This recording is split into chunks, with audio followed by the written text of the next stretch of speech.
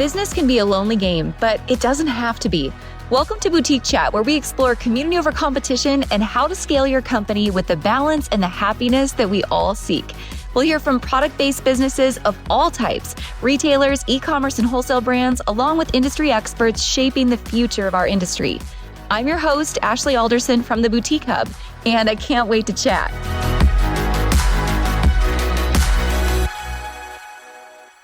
Hey guys, welcome back to the podcast this week. I am so pumped about our conversation today. April, thanks for joining me. We've got to dig in. So you have a unique startup story. Tell me about how you got started in the industry, why you decided to open a boutique, and specifically the time of year you opened the boutique.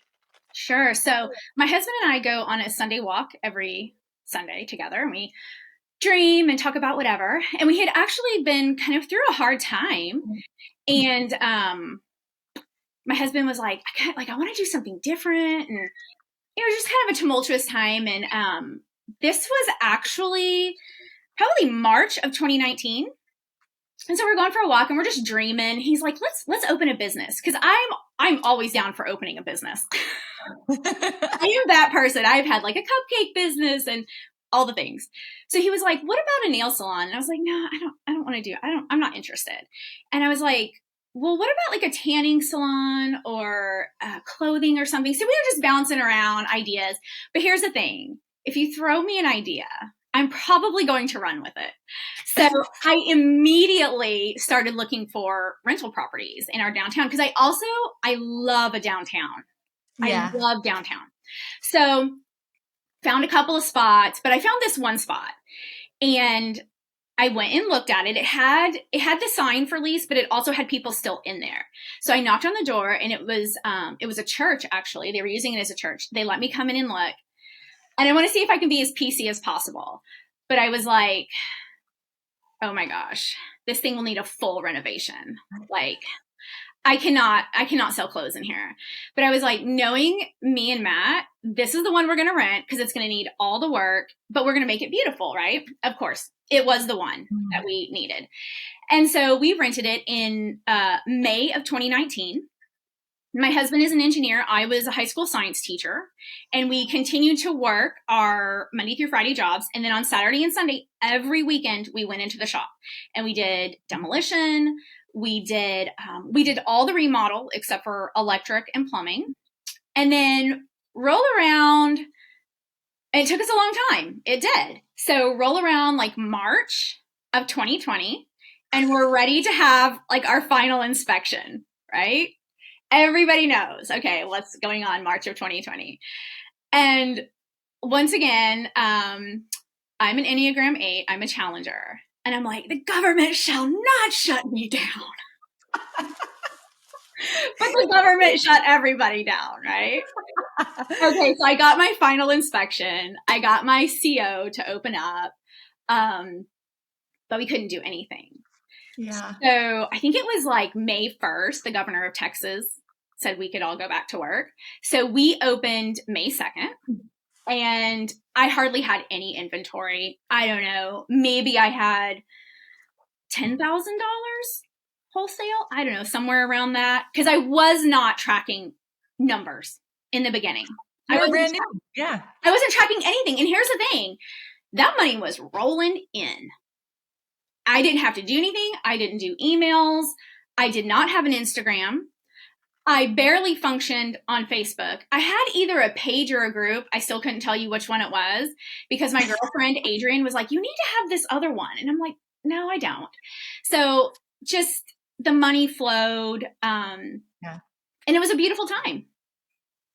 It was a beautiful time. Isn't that crazy? Someday we're all going to, it's not even someday. It's right now. We all are currently looking back and going, what in the world happened? Yes. During that time, I kept like all my kids' journals and like their art projects from that time where they were drawing like masks on themselves, so many things. Yes. But for you to open like that exact month, that is a heck of a story. So when you did open then May 2nd, was it just like word of mouth? You posted a little bit on social. People were just in Texas. People were antsy to get out and about, and that really benefited you. Yeah, I'm trying to think because obviously there wasn't like a grand opening email. We didn't have a grand opening with the chamber. I'm guessing it was just word of mouth. You know how it is in a small town? Like, Yeah. there's like a shop that's doing renovations and like, I think maybe just word of mouth spread. Yeah. That's amazing. So you launch, you're catching up because the world it's really feeding our industry at that point. Things are going Yes. amazing. How did you, like, at what point did you eventually get to and you were like, oh, okay, I need to put some more systems and processes in place. I need to put some like guardrails around what I'm doing just to make sure like I'm going to continue to head in the right direction. Well, we started having pretty what I would call big months, right? Like I know numbers are different to everyone, but I have no problem sharing numbers. So Love that. I started having months, and I was the only employee. I started having months where I was doing $20,000 to $25,000 a month, and so that Mhm. means I'm doing everything. I'm doing the ordering. I'm doing the Yeah. processing. We steam everything. I don't care if it's a T-shirt or a pair of leggings. I'm steaming it. It's being tagged. Everything's in the system. I'm managing the website. I'm doing social media. I'm doing try-ons, and I was working still as a teacher. I continued to work for 2 years. So I couldn't even tell you what my hours actually were. My hours were really weird. Like I had evening hours, like because we were teaching from Zoom. And so when I Yeah. got done with Zoom, I would go into the shop. It was all really weird. So I was working a lot between teaching and the shop. Mhm. But when I realized, oh, we're having these big months, I think I'm probably going to have to hire help. And Yeah. so I'm also former military. It's where I met my husband. My husband and I are both former Marines. And so we're like real big on SOPs, standard operating procedures. Like there's a way to do everything, right? And so my husband like kept telling me, he's like, get it down on paper because you're going to want to train people and you're going to want them to do it exactly the way you do it, or at Mhm. least as much as possible. So there's like a continuous kind of experience when people come in, right? Yeah. So I did. And Lord help me. I hate, like, for me to sit down and type out that kind of stuff, that's not in my nature. Like, I might know I need it. And so I see this a lot. And, you can edit this out. But I see this a lot on the hub where, like, I just want to get on there and say, you know what you need to do, just force yourself to do it. Like, you know what you need Yeah. to do. Like, there's no one to blame. Like, this is your business. You just have to do it. So that's what I told myself too. Like, I am preaching to April. Okay. So April sat down with her Mac and typed up this whole SOP, which I emailed to your girlie. So if people want to use it as a template and adjust, Love it. they sure can. Thank you. Yeah, you're welcome. So I did that and I started putting all these procedures in place and writing everything down, and I have it in a binder at the shop. And it is what I use to train the girls. And then I don't remember what it was. It was probably a podcast that I listened to of y'all's because I have listened to every single one. Every single one. So here you're gonna I'm a cheapie. Okay. Before I got my membership with the hub, I was like, I don't know what this is. I think I saw an advertising on Facebook. So I found the podcast. I went all the way back to episode 1 and I listened to every single one while we were doing the renovations on the shop. Oh, I love that. I knew nothing about running a brick and mortar, like an actual business. Yeah. And I learned so much. I learned so much. And when I ran out of episodes, I was like, well, now I have to get a membership. I'm pretty sure you're not alone. There's a lot of people that are listening. And for the record, I would do the same thing too. I'd be like, okay, I'm going to take in all the free content I can. I'm going to learn and implement what I can, and then I'll join. So Yeah. I totally get it. But Yeah. I'm glad you joined. Thank you Yes. for joining. And I'm very glad that I joined too. And I'm going to, like, once again, this is something else I want to tell people when I see it. I'm like, have you listened to every single podcast? Like, it's free. Instead of listening to music when you're in your car, put the podcast on, or while you're cleaning, or while you're tagging inventory. Like, just put the podcast on and you're going to learn so much. And so that's probably, I started hearing about emails and stuff. And once again, emails it is not my strength. And I don't get super fancy. Like, I use templates, and it's more about just communicating with my girls and letting them know what's up. And I will tell you, we have very high open rates, very high open. Our open rates are between 38% and 53%. That's awesome. Yeah. And I'm like, I ain't even giving out anything fabulous. So I don't know what's going on there, but I love my girls for it, because to me, it shows that there's some actual communication happening between us. So I think everything just kind of evolved along the way. Like we did one thing, and also I can't take on too many things at once. My brain will go on the fritz. I just can't. So I kind of integrate a piece at a time because like I keep getting things to like do text stuff with my girlies. Yeah. And I'm like, okay, let me get emails in order. Let me get this in order. And then maybe we can add in text. So I think you do it kind of piecemeal, what you can handle at a time, and you get that really solid. And then I just kind of would move on to the next piece. I think that's so helpful. Honestly, everything you just said, and I'm not editing any of it out, by the way, because it needs to be said. I think that there's this misconception that there is some big secret. And anyone who, I'm going to say, like, I'm so happy you shared your numbers, because that's a really critical point in business is when you hit those like 20,000 months, 30,000, 40,000 right in there. And then once you start to hit 100,000 months, like there's these inflection points that you're like, oh crap, like I've got to do things different. But I love what you said because there's this misconception that there's a big secret out there. Like, just tell me, what is the thing, April? What is the one thing you did that helped you get to 20,000? Tell me the things. But the truth is you already know them. We're already talking about them. You just have to do them.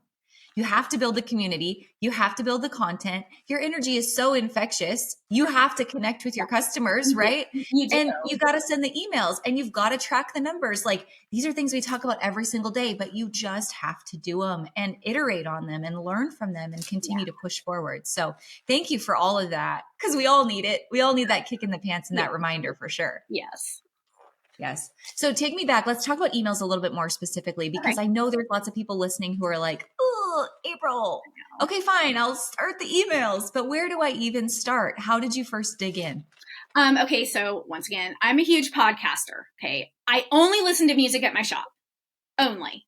So any other time in my life from pretty much the moment I'm up, even if I'm taking care of Huts, my grandson, like I've got a pod going. So I listen to Jenna Kutcher's podcast, Gold Digger. Yeah. And she uses Flowdesk, and there was like some kind of promo, right? Use my promo code and get 50% off for the rest of your life. Okay, fabulous. So I use Flowdesk. The templates are super simple. It's just very easy for me to handle. So to each their own with whatever they choose. But for me, it was very easy to handle because yes, I have a couple of part-time employees, very part-time. They switch every other Sunday. Okay. That's the extent. Otherwise, I am doing it all. Okay. I have to model the clothes. I have to do the emails. I run the social media. If you DM me, I am responding. Like it's me. And a lot of times you're going to get a voice message from me because, I'm taking care of a baby in one arm and it's nuts. Okay. But I'm doing it all. So it had to be something that I could handle. So I think I started with one email a week. And then I saw that it worked. And I was like, oh, well, maybe I'll do more. My computer's being difficult. Okay. And so then I just started doing more. And the more that I saw people responded to every email, every one. Yeah. And so I found that they work. And I'm telling you, I am now that business. Okay. So you just need to unsubscribe from me if you don't like it, because I send out probably 7 emails a week. And if we have an event going on, which is quite often, I'm sending out like evening reminders. So, some weeks I'm sending out 10 to 12 emails and I still have fabulous open rates. So I feel like if I don't have a ton of unsubscribes and my open rates stay high, I'm okay. So I'm a big believer in watching your numbers, looking at the analytics. That's going to give you actual data that you can't turn away from. Yeah. I'm so glad that you send that many emails. Obviously, if you're on the Hubs list, you get a lot of emails too, because we're notorious for that. But I'm just such a believer in it that it works. And as long as you're monitoring the data and you're not seeing spikes in your unsubscribe rates, like you're saying, and your opens are staying high, that's so positive. Talk to me about like, there's someone listening, I guarantee it, that's saying, but what if I annoy my customers? what if they don't like my emails? What if it's too much? How much is too much? I mean, obviously your data hasn't changed. So talk to me about the data piece of it, but also what's in your emails that are keeping people engaged. Yeah, so I think that's really important. Okay, I have lived 100 lives. I was in the military. I was a stay-at-home mom for almost 20 years. But through that time, I went to school, right? So I have a bachelor's degree in biology, and then I have a master's degree in clinical counseling. So I'm a really big believer in really sharing and truly connecting with people. And one of the easiest ways to connect with people is through your own faults and failures. Because if you kind of remove the veil and you're like, this is where I really actually messed up, and this is kind of the damage that I caused, and then this is what I did to help repair it. And I'm talking like pretty deep here for a minute. Relationships, marriage, children, finances, mother-daughter relationships as you age, all these things. So every now and then I will do, and I usually do it on a Monday or a Friday, but every now and then, like, I have a thing that's like weighing on my heart, or I listened to a podcast and it, gave me a thought. And so like I will share, and those are the ones that have my highest open rates. Those have the open rates like in the 50%. And I have people who will email me back, like they'll return email and say like, I really needed that. Thank you so much. Or they come into the shop and they tell me, they're like, please don't stop sending those emails. So sometimes I think people are opening them just to see if it's one of those. Yeah. But I think you have to have something that you're offering your client, right? So I don't sometimes I'll send like a new arrival email if I really have some fun new arrival stuff. If there's some kind of a promo going on, for sure, I want them to know about it. But a lot of it's like, oh, we're having this collaboration, or I'm having this person into the shop. Like this Saturday, we're having permanent jewelry at the shop. And last Sunday was the Grinch. So like, it's stuff that I'm providing the girls, and I want them to know about it. Have you decided to attend the Boutique Summit yet? You guys, this is our industry's biggest business conference and in-person gathering for you to learn from all of the top industry experts, top retailers in home and gift, top retailers in e-commerce stores in apparel, and all kinds of industry experts. I hope you join us June 9th and 10th in Dallas, Texas for the Boutique Summit. Plus, you guys, John Acuff, he is our keynote speaker this year, and he's one of my all-time favorite authors, and he's going to be doing deep dives on leadership just for you. You guys, I want to get you something special. So here is a $50 off per ticket at checkout coupon that you can use just for listening to the podcast. Use SummitCast at checkout when you're purchasing a ticket to the Boutique Summit and get $50 off per ticket. I've got those links linked up to you in the show notes, so let me know if you've got any questions, but I can't wait to see you at this year's Boutique Summit, June 9th and 10th in Dallas, Texas. I love that. I've got to go back to your post. I call them like, I don't know if this is a marketing term. I have no idea where this came from, but I call them like a long tail post. And I love that you do that. That is something I feel really strongly about. I love to write. So you've seen my posts in the hub where I write like a book about all sorts of things. Yeah. But I think that's missing for a lot of people. Yeah. So please, like, if you're listening to this, lean into that, because I completely agree. Like, that's what builds community. It's what builds trust. It's what builds relationships. It's what sets you apart from every other, not only boutique owner, but big box experience as well. So I am so pumped to hear that that's your strategy. Yeah. I think I'm just being myself. I don't know how strategic it actually is. I mean, if I'm being honest, because I'm not one of those people who like, I don't sit there and like plan a lot of stuff like that. Do you know what I mean? It's just kind of like, this is who I am, and I'm going to share that with you. Yeah. So good. How about like the flows and automations? Have you got those set up as well? Like abandoned cart, thank you for your first purchase, welcome new subscriber. Like, how about those? Okay. So this is where I'm not strong. I don't even know how to set those up. Now I do have an abandoned cart because I use Shopify, and my husband initially helped me to set all that stuff up. And so he did set up abandoned cart. I do not have like a new subscriber one. That is probably something I would actually end up hiring someone to do, because I don't really know how to do tech things at all. Like if I have to change something on the Shopify website, I am so scared because I'm just like, I am that person that's going to click the button and it's all going to go away and I'm going to cry and have to have my husband and my son come fix it all. You're going to get there. You're going to figure it all out. There should be, just so you know, there should be, I'm not as familiar with Flowdesk as like Klaviyo and some of the others, but there should be like a templated automation for you, or some people call it a flow. Some systems call it a flow. There are. I've seen flow. You can just like fill in the blank. Okay. I've seen the word flow. Okay. Maybe this will help someone too. You do not have to have it all together. You have to have some of it together, but not all of it. Because I've actually seen the word like to set up flows. Like there's a thing you can click on. And I have been so scared to even click on it. Click on it. I was like, okay. That's my homework assignment. I will click on it. I love that. Okay. You're going to have to report back. We're all going to be curious. Okay. We're signing up for April's email list just to see what happens. So something else I know that you've done that's really impactful for your business, and you're just like making my heart sing when I hear that you do this, but you have a weekly date with your numbers. Yeah. Talk to me about that. So when I first started, I was just like, I'm going to buy whatever I want. And I'm, just fly by the seat of my pants. And if it's pretty, I'm going to have it. Mm-hmm. And that worked during COVID. It really did. There was a lot of free money floating around, all the things. And then things just kind of gradually kind of started to change. And I was like, maybe I should pull some of these reports and maybe I should look at what's going on. And then we worked with Management One for a little over a year. And so they really taught me, they taught me so much.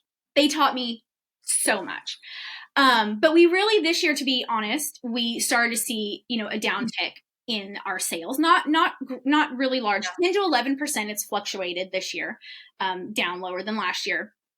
And so we did cut some things out, and, but I still meet with my numbers every Sunday. I schedule my emails on Sunday for the next week.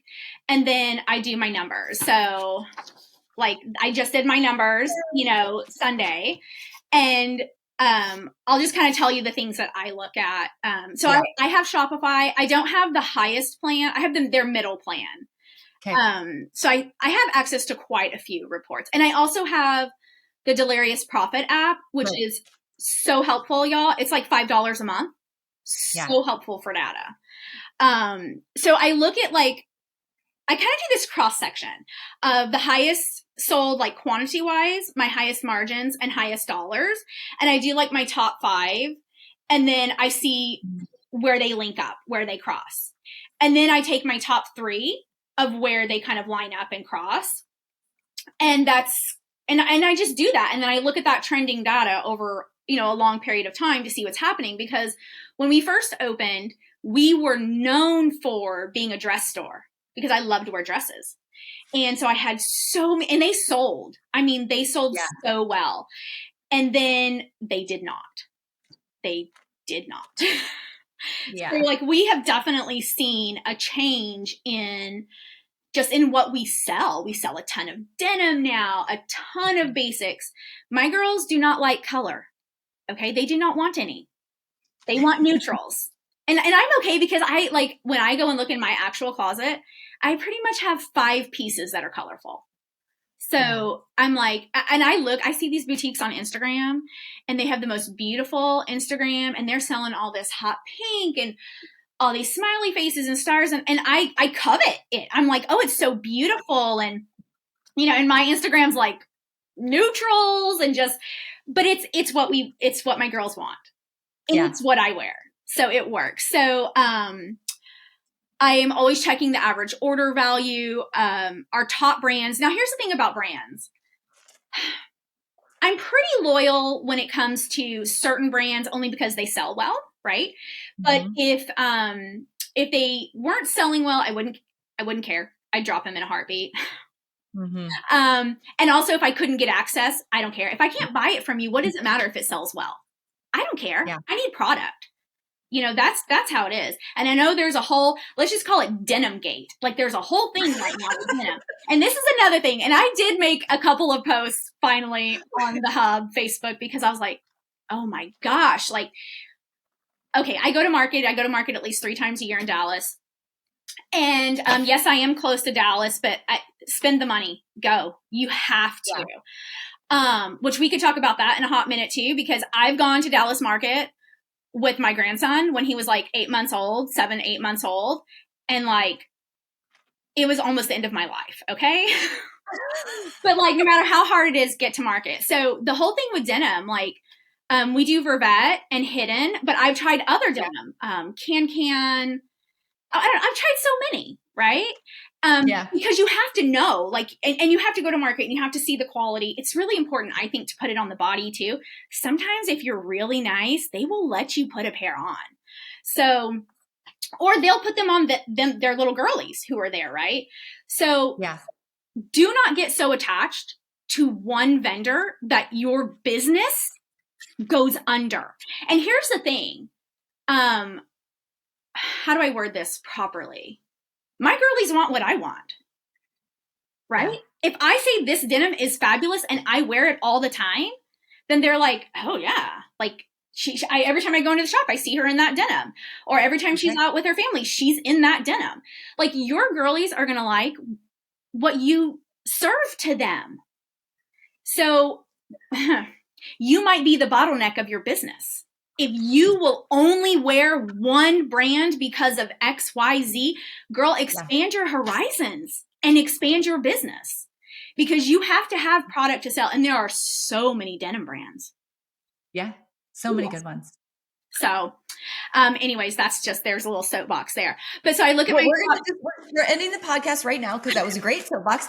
And for the record, if you're not watching this on YouTube, I mean, she said that she has a grandson, and look at her. We're going to talk about your skincare routine in just a minute. So stay tuned. Anyway, so that's really what I'm looking at. And I always am looking at like the percentage, how much is online. So like this last week when I did it, 23% was online. The rest was brick and mortar. Sales are down about 11%. But here's the thing. Sales down about 11%. We are 10% up in our profit margins. 10% from last year. Well, that's fabulous. So I didn't like extrapolate it out to see like our profit in dollars might end up being the same amount of profit in dollars last year, even though we're down 11% in sales. So that's why you really have to know your numbers. Cause like for a hot minute, I was getting depressed. I was like, but then like, I was like, no, like go back and look at the numbers, because the numbers don't lie. Like, it's there. Yeah. That's the goal at the end of the day. And I think about that, April, I'm so glad you said it, because I think about it sometimes even just specific to the holiday season. Like sometimes we get really wrapped up, in the holiday season, specifically looking at sales, and we forget about, okay, great, you made those sales, but you had to discount your store 30% across the board to get there. Yeah. And you're left with no profit margin and no money to pay your quarterly taxes. But it's the same all year long. Like, one bad week won't make a bad month won't make a bad year, and a bad year is not going to really kill your business. No. So I'm curious, you and I have had this conversation about looking at your numbers and owning them, but also looking at other people's successes around you. And when you're thinking like, okay, my numbers overall might be down, and not getting in the trap of comparing yourself to others who seemingly are succeeding, because you don't know their profit margin at the end of the day, right? It could be zero. But how do you keep yourself out of that comparison trap? Yeah, I actually have a few ways. I love my other girlies here in downtown Taylor. You've actually done a podcast with Mezuzahs. Yeah. But I do not follow them on Instagram. Because I did it first, but it would just, it distracted me, because these girls are successful. Okay. Yeah. And I was not, I mean, not like them, I just wasn't. Okay. So I had to unfollow them, because I don't want to see every single fabulous thing they're doing, because, maybe I don't have as many employees, or, I'm at a different stage of my life. I do childcare for my infant grandson, 4 days a week while the kids work. It's different. If you're a mom with young kids, your stage of life is different. Your season is different, and you have to have grace for that. And you have to be okay with it. Like, I'm okay with it. If I'm not a multi-million-dollar business, but I have beautiful Huxton and my kids are happy and my marriage is solid, like, come on, y'all, what's really important. But the other thing is, I look at my girlies in my town, and we have a sleepy town. We live in a sleepy kind of rural Texas town outside of Austin, Texas. We're in Taylor, and sleepy is just, the best word. Okay. But I'm like, they're successful. And so when I see that, I'm like, April, if they can do it, they're one block over from you, literally one block. And if they can do it, you can do it. What piece do they have? What piece of the puzzle do they have that you don't have? And obviously, okay, this is just me. I'm not going to go ask them, because these girls are business owners. They've got a million things to do, and they're moms, and they have young children. Like, they don't have time for that nonsense. So I'm going to go find it out myself. So number one, I've listened to every single one of y'all's podcasts, but not just y'all's. I mean, Jenna Kutcher. There's probably 10 that I listen to daily. Okay. And then all the trainings that are in the boutique hub, just books. Oh my gosh. I've read Hug Your Customers, How to Win Friends and Influence People. So many. I have I have an actual library downstairs in our house. I'm a huge reader. Like, just educate yourself. A book is so inexpensive. And if you're like, I don't have time to read. So I read actual books. But what are these things where it's Audible, right? Audible. Audible. Like, do what I guess what I'm saying is, if one person can do it, especially if there's that one person in your town who's doing it, and this is April preaching to April. This is what I tell myself. If one person in my town is doing it, there is zero excuse for you, April. You just don't have all the tools yet. So you, April, need to go out and find those tools and use them. Oh, I love that. I love it, because it's so easy, especially this year as things are changing, to look and go, oh gosh, they can do it, but I can't. Right. And just to fall into that hole. And I love what you said. That's so powerful. Investigate, because they did it and are doing it. That means I can too. Yeah. I want to say this too, as an out, because I do think there are seasons. Because even for myself, there are seasons. I'm 45. Honestly, I don't think I want to be trying on clothes when I'm 50. That's just April. Other 50-year-olds might. I fully want to have Nanny's farm out in the boondocks and have a whole castle of grandchildren and be teaching them crazy science experiments and then going and feeding the goats. Okay? That's what April wants in 5 years. Husband, I hope you hear this. I want to come live with April. I'm moving. I'm leaving Wisconsin now. Like, there might be a time, right, where you're like, you know what? I don't want to fight this battle anymore. And if you are making that decision for yourself, and not like, oh, like, poor pitiful me, but just like, this is not my season anymore, then that's okay too. Like, you have to give yourself grace for that you did your thing. There will be a next thing. I promise. There's always a next thing, even if it's just rest. That's so good. So true. There are so many seasons, and it's okay to say, this is not the season for me. Or, you know what? This isn't the business for me. Yeah.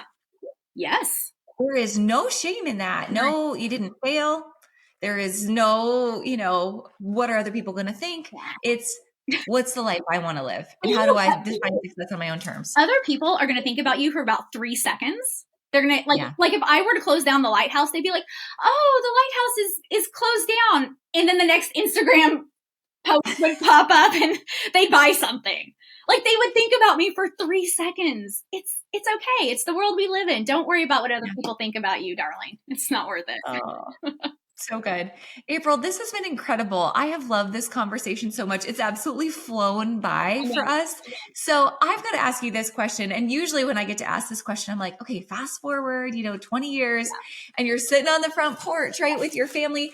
It's amazing. You have a beautiful family, grown children, you have a beautiful grandson. So let's just say 10 years down the road, when you're like feeding the goats on the front porch, right? Yeah. When you're talking to your family and multiple grandchildren about this life you lived and being in the Marines, amazing. Thank you for your service, you and your husband. That's incredible as well. But you're going through all these journeys you've been on. What's the thing you want them to remember the most about you? Yeah. Whew. The only thing that matters to me, the only thing, are my men. Because that's all I have. I have a husband, I have 3 sons, and I have Huxton. Someday I will have daughters-in-law, but they're the only thing that matters. It's not the shop. I love my clients, but it's not even my clients. If my clients know that my children and my husband were deeply loved and my grandson were deeply loved, then I'm successful. If my sons know mommy loves them and my husband feels content in my love, I've got the whole world. Oh, so powerful. April, you are such a light. Now I'm crying. We're all crying. But so true. Man, thank you so much, April, for sharing your message today. And you are living out your life's purpose. I just believe it. You are such a light. Thank you for being the lighthouse. Thank you for being the light. Thank you for being on the podcast today. And thank you for being in the hub. Yes, April. thank you for having me. Thank you for creating such a wonderful space for us. Oh, you're so welcome. All right. Thanks. Thanks for listening, guys. I hope you took away all kinds of nuggets and new ideas from this week's episode. Don't forget to subscribe and leave a rating and review. We love to hear your feedback and give you a chance to be featured on the show each and every week. For more information on our spirit of community over competition and to access guest downloads and bonuses and all the resources we talked about on the show, head on over to theboutiquehub.com and join the community. We'll see you next week.